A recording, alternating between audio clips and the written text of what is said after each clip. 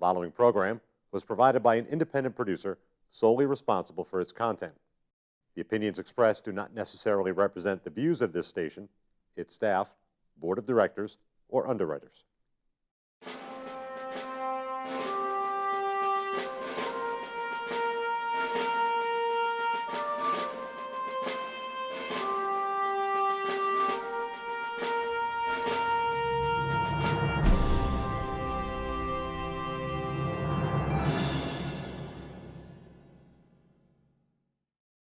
Hello and welcome to Perspectives.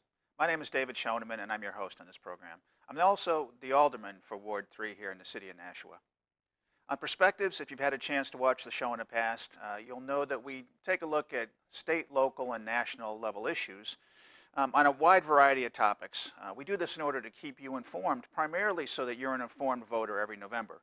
Of course, in New Hampshire here, we have the opportunity to vote every year, and this year, of course, is a very big year. Today we're going to take a look at a somewhat unusual issue. Unusual in that it affects us on all three levels, state, local, and national. And that's the issue of immigration. Immigration is a hot button topic in this year's presidential race, as you know if you've been following any of the debate or any of the interviews or sound bites that appear on national news every night. Lots of occurrences in various corners of the country. We have attacks here or there, or demonstrations here or there, and the candidates are always weighing in, and it seems to come down often to a question of immigration. Sometimes the people committing some of these terror acts are U.S. citizens. Maybe they didn't even emigrate from a particular country themselves, but perhaps are from a particular background. And the question always seems to come back down to immigration. I'm not sure that that's the locus always of some of the troubles that are occurring, but it seems to be one that gets a lot of attention. And that's why we're going to talk about it today. It affects us on a state, local, and the national level. Now, as we move into this question, I want to explain that I'm a proud product of immigrants in America. My ancestors came over. I'll talk about that in a short moment, and I'm proud of that. America is a nation of immigrants. It's very important to who we are and our culture. And I'm not here to weigh in on refugee cities or refugee resettlement, sanctuary cities, I should say. I'm not here to comment on any of those things. I'm really here to shed light on some of the topics. A lot of these things we don't like to talk about, or the conversation is full of vitriol, as is often said. We don't want to have that here. If you watch the show, you know that I often have a guest. Today I'm here by myself, and there are no teleprompters. So I've got my notes, I've got a computer that I'll be working from in just a moment. But I'm here to share with you my thoughts. Towards the end, I'll share with you some of my views on particular topics if you can't discern them during the course of the program. But the main reason we're here is to just shed some light on what's so controversial about immigration today. First, some of my background.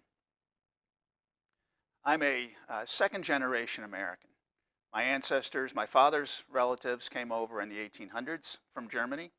My mother's parents came from Germany or Poland, depending on where the border happened to be at the time, in the early 1900s. That was a war-torn continent. They fled persecution or fled turmoil to come to America, to the New World, to start again, to do something new. They came here to be Americans. So the Muellers and the Hoffmans on my mother's side, the Drews and the Schoenemans who came over on my father's side, did not come here to be hyphenated Americans, German Americans or Polish Americans or European Americans. They came here to be Americans. They gave up what they had at home, which is often not very good, to make a new life. I am an American. I'm a plain old American. And by the way, if anyone tries to call me a German American or European American, I will very politely tell you that I self-identify as a plain old American. I prefer that you see that and refer to me in that way. So America is a nation of immigrants. If America is a nation of immigrants and we've built ourselves on immigration, and many families like mine and like yours successfully merged into American society, what is so difficult with immigration today. Why all the controversy? I would suggest to you that the difference is in the lexicon. Two simple words. When my relatives came over here, they came to be Americans. They came to assimilate. That's one of the words. Today, the push seems to be to take assimilation out of the language, take it out of the lexicon, and substitute it with integration. So what's the difference? What's the difference between the assimilation model of immigration and the integration model of immigration? Some would say there's no difference. If you take a look on the internet, and I'll have my computer here, and again, we can take a look at some of these things. By the way, you don't need to necessarily take my word for what I'm saying. I would encourage you to take a look for yourselves. I want to shed some light on these topics.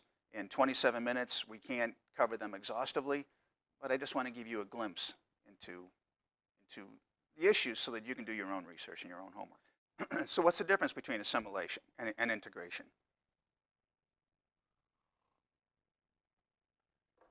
One website I went to said there's no difference. It's the same thing. They mean the exact same thing. If that were true, then I would say that the proponents of immigration today would continue to use the word assimilate, but instead they have dropped it. In fact, I had a conversation with one person about the notion of immigration and assimilation, and as I kept on referring to assimilation, I was told, no, integration, not assimilation. The words do not mean the same thing. Assimilate occurs when a newcomer comes into the host country, in this case America, and like my grandparents and perhaps yours, leaves the turmoil and trouble and some of their culture behind. It's a fact. They moved here, and they left that behind because they wanted something new and different. They gave up some of their old norms, cultures, laws, and adopted the laws of the new host country. That's assimilation. They blended in. And really, that's what the melting pot is all about. It's not about maintaining differences, but it's about blending all the components together into one. And I think that is a model that works. Integration, on the other hand, says that when someone comes into the host country, they have to give up a little, but the host country has to give up a little too.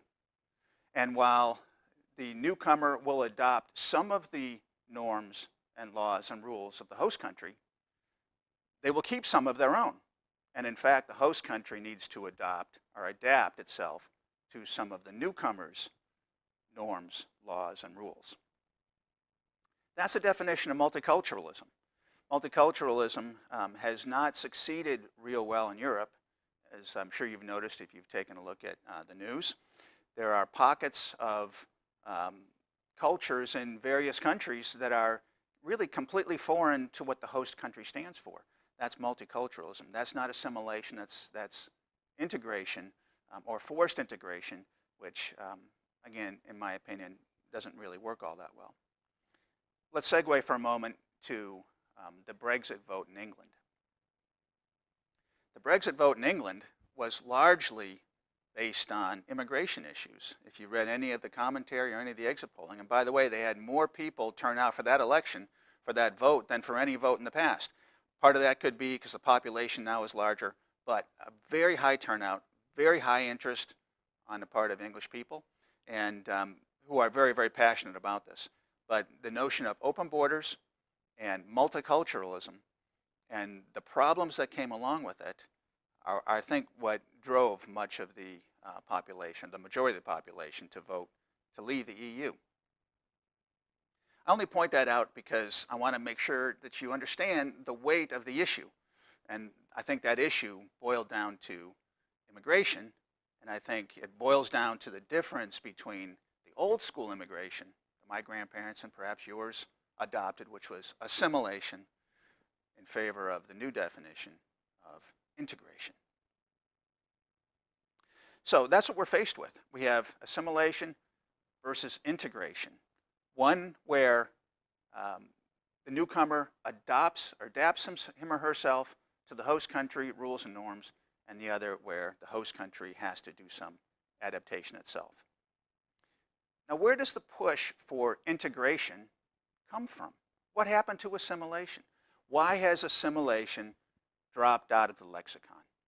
I think we understand what the difference is, and we understand what the penalty is for swapping one for the other. But where does this come from? Well, there's a political move, I think, within this country. And again, we see it on the national level with presidential candidate posturing. And by the way, I didn't vote for either one of the current presidential candidates in the primary. I don't favor either one of them. Particularly, I wish we had some other choices. The person that I voted for didn't make it, and maybe you feel the same. But the candidates that we have there are competing for our vote, and part of what they're doing is to talk about the direction they want to take the country, and that has to do with immigration to some extent. So where does it come from? I'd like to point you to a couple of things. Let's take a look at the computer here for just a moment. I want to go to the Clinton Global Initiative, the Clinton Foundation. This is a website. And again, when I show you these things, I'm hoping that you'll take a look yourself, do some research on your own.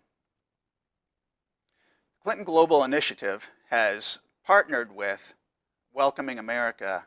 Welcoming America is an organization that was begun, some say in 2007, coming out of a Welcoming Tennessee initiative, where there was some refugee resettlement and some what they ultimately called pockets of resistance to the idea. And this organization, welcomingamerica.org, formed to address and try to reframe the story so that the American population should be more amenable to this new version of immigration. Here at the Clinton Foundation, we see the Welcoming Cities Initiative. In 2013, Welcoming America committed to launch the Welcoming Cities Initiative, which will help cities across the U.S.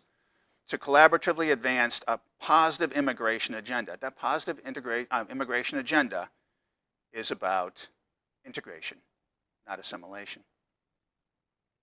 So who is welcomingamerica.org? And why are we talking about that here? What does that have to do with state and local issues? Welcomingamerica.org is right here. A wonderful website, pictures of people that we may know and see in our own community. They are a nonprofit advocacy group that was commissioned by the Office of Refugee Relocation in 2013 to go after some of the so-called, what they called, pockets of resistance in America, areas that were resistant to the new view of immigration. One of those delineated locations or pockets of resistance is New Hampshire, specifically called out as an area that this organization wanted to take a look at to see if the norms and rules here could be changed so that we could adapt to the newcomers that are coming in. Let's take a look at Welcoming America. We have the About page, we got the Our Network page. I'll click on Our Network, and it's not going anywhere. Well, that's okay. One of the Our Network, there we go, tabs is Welcoming Refugees. I'll click on Welcoming Refugees. This is the same organization. It's Welcoming America. If you go down to the bottom of the page, you'll see their logo, Welcoming America, at the bottom. But it's a branch that deals specifically with refugees. Now, they deal with a lot of things. And again, I'm a product of immigration. I think immigration is really important. It's why I'm here. And I'm grateful for the welcome that I received from those who came here before me. I'm grateful for the welcome I received when I moved to Nashua. And I'm very happy to extend the welcome to others as they want to assimilate into American culture. It's very important. We are a nation of immigrants who have assimilated. A couple things on their page, on Welcoming Refugees homepage I'd like you to take a look at. One is Reframing Refugees. This is a toolkit. There are many toolkits available from welcomingamerica.org to help really mobilize your community, to organize your community, to take on the challenge of redefining immigration in America, reframing refugees. The idea behind reframing is to take an existing concept and express it a little bit differently, make it sound a little more appealing, and as a way to break down a pocket of resistance. On your own time, I would encourage you to go to this website, take a look. Maybe you can begin to understand how it's come to be that immigration is such a difficult issue today. And again, not just here, but look at Europe. Difficult.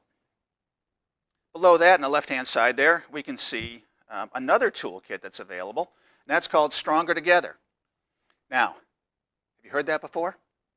That's a campaign slogan for one of the presidential candidates.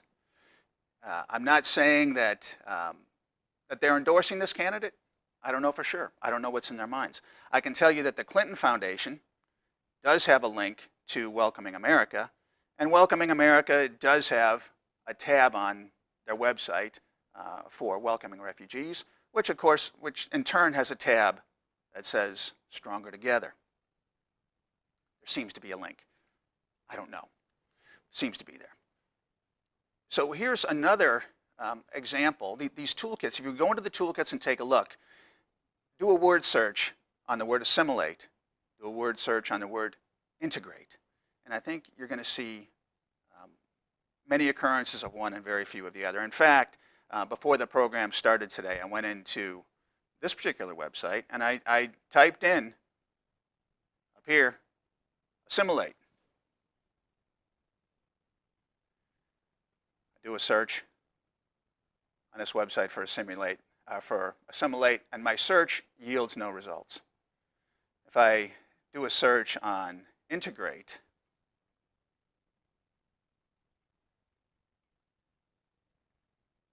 there certainly are some. And it goes to all kinds of toolkits also where we see the word integrate appear. So the real difference today, I think, is in the lexicon, assimilate versus integrate.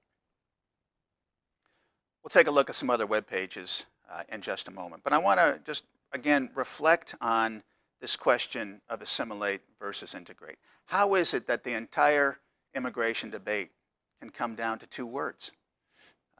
Some bloggers or commentators have drawn a distinction between assimilate and multiculturalism. You may have heard that too if you've done any research on your own, that comparison, assimilate versus multiculturalism. But I'll encourage you to ask yourself about assimilation versus integration. Ask yourself how you feel about immigration on an assimilation model versus an integrated or multicultural model. We are a nation of immigrants. And that is often said to us as people or pockets of resistance around the country, maybe even here in New Hampshire, seek to perhaps resist the kinds of immigration that have occurred in Europe and in England, again, which probably prompted the Brexit vote. The difference is in those two words. And while we're a nation of immigrants, I think we need to be careful about how we incorporate or bring in new people. Bringing in new people's key. This all comes back now to the local issue too. I want to just touch on that for a moment. There's a welcoming initiative.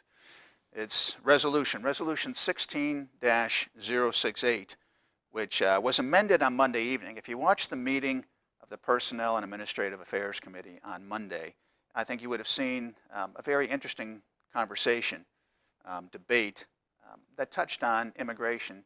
And of course, it's a national issue that now has local impact. This resolution attempts to affirm Nashua as a city that welcomes people, and I think that's great. We do welcome people. I mentioned in that meeting, if you happen to catch it, that in 2010, when I moved to Nashua, I was welcomed here. I was welcomed to Nashua by people who have been citizens for less time than I have. I'm a citizen from birth. There are Russian Americans, there are Brazilian Americans, there are Indian Americans, and I don't know that they want to hyphenate themselves, but I want to just say that because I want to point out that they're not native born here. They came in from other countries. They immigrated from Russia, from Brazil, and from India. And they've been welcoming to me and now to my wife as we have settled into Nashua. I think that's great. The language in this resolution emphasizes welcoming. In fact, there was a letter to the editor. You may have seen it in yesterday's Telegraph. Today is the 23rd, I believe. Today's the 22nd of September. Yesterday, the 21st, there was a letter to the editor from a commentator who said that we took the word welcoming out of the resolution. We did not. It appears 8 times in the resolution. There's still plenty of welcoming in the welcoming resolution. We don't need to worry about that. But there's no assimilation. It's integration. And as we think about immigration at our own home, in our own city of Nashua, what are we looking for? Do we want to embrace a multicultural integration view of immigration? Or do we want to really honor the culture that we have here in Nashua, which is an American culture being a melting pot, blended culture from all of these sources, from all of these places. Right now we have 300 some odd million people in America. This is not 1776, where there were a small number of people, and when a boatload of 50 came over, they were a large percentage of the numbers we have today. Today, the percentages are smaller, and America's formed. We already have a constitution. We already have our independence. We already have who we are. There is an American culture, a distinctly American culture. I think that culture is reflected right here in Nashua, and Nashua has its distinct culture too. We have French, we have Irish here. Now we have a few German Poles too, who are Americans. We're all Americans.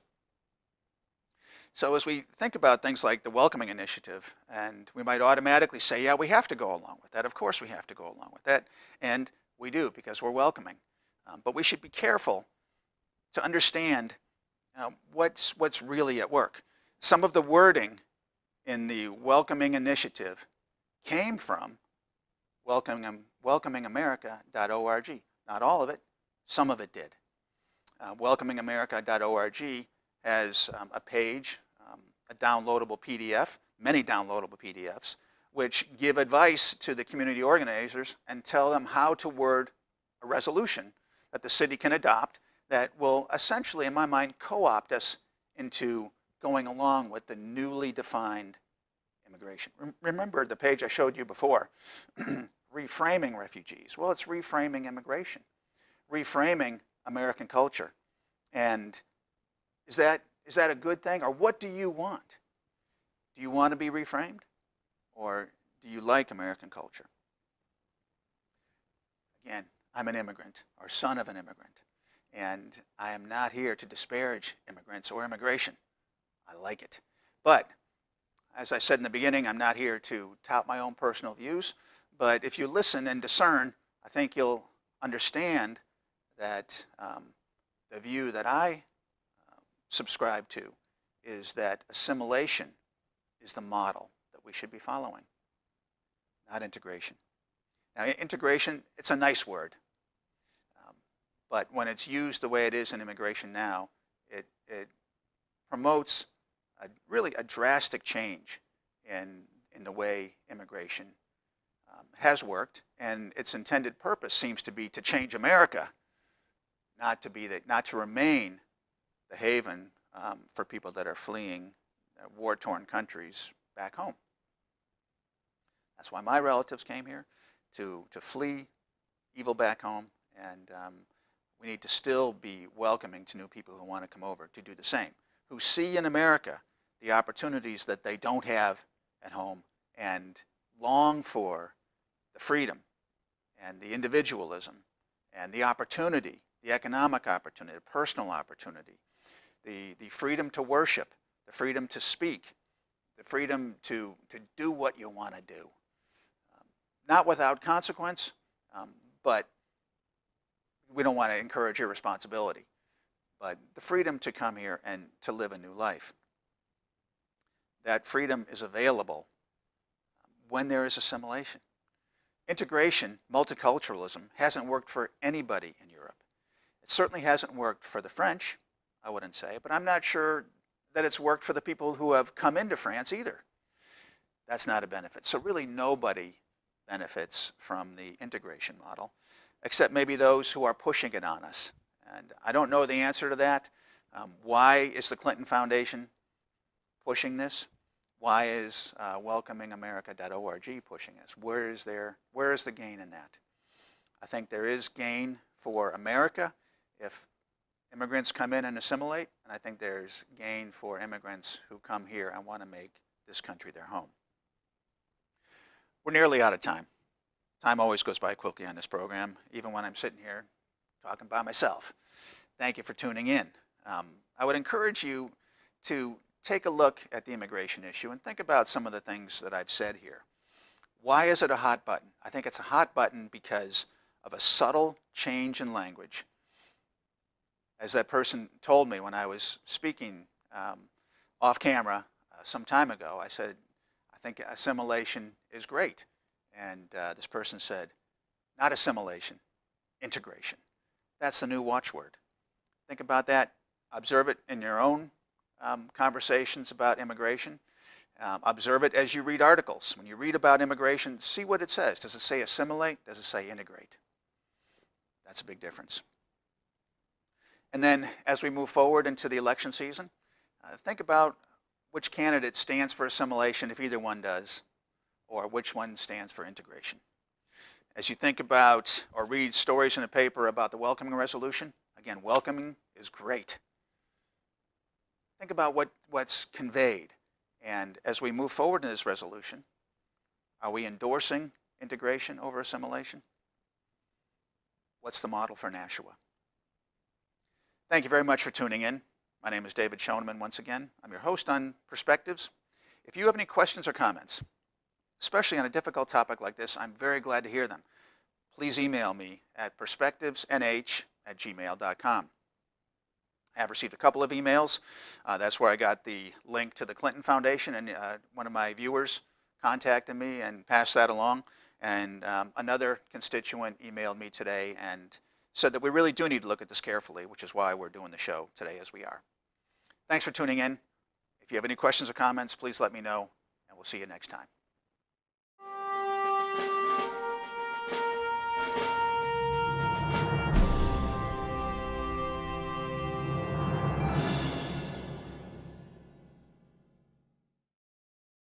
The preceding program was provided by an independent producer solely responsible for its content.